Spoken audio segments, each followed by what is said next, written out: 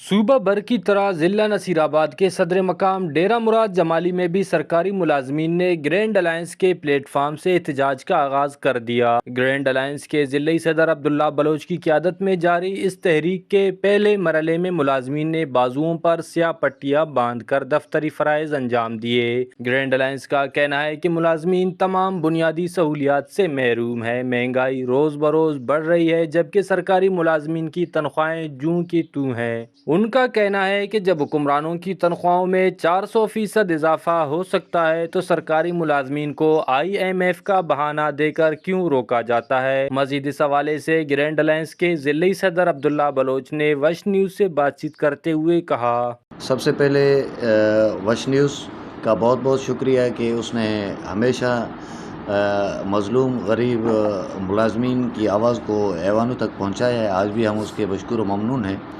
ہمارا احتجاج Balochistan grand alliance کے نام سے حالیہ جو تنظیم بنی وہ ہمارے ملازمین کے اغراض و مقاصد ان کے حقوق لینے کے لیے ہی بنی ہے۔ اب بھی ابتدائی مرحلہ ہے ہمارا۔ کل الحمدللہ کامیابی سے احتجاج ہمارا چلا اور آج بھی ہمارا اسٹرائک جاری ہے۔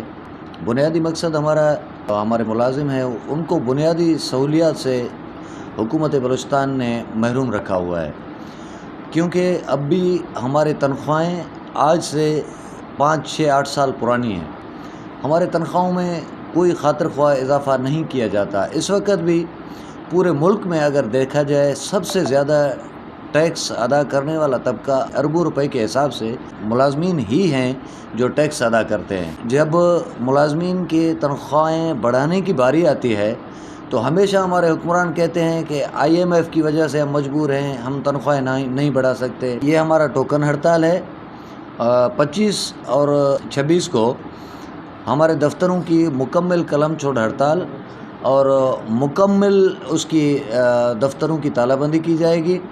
29 کو پریس کلب کے سامنے پورے بلوچستان بھر میں احتجاجی مظاہرے کیے جائیں گے اور بجٹ تک ہمارے بھوک ہڑتال کے احتجاج کا سلسلہ جاری رہے گا۔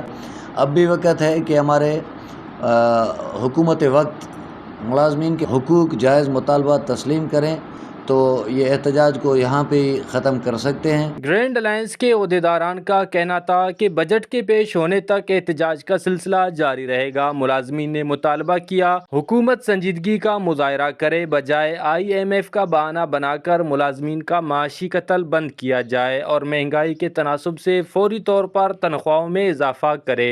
کیمرہ مین معشوق رند کے ساتھ ریاض بلوچ، وش نیوز، نصیر آباد۔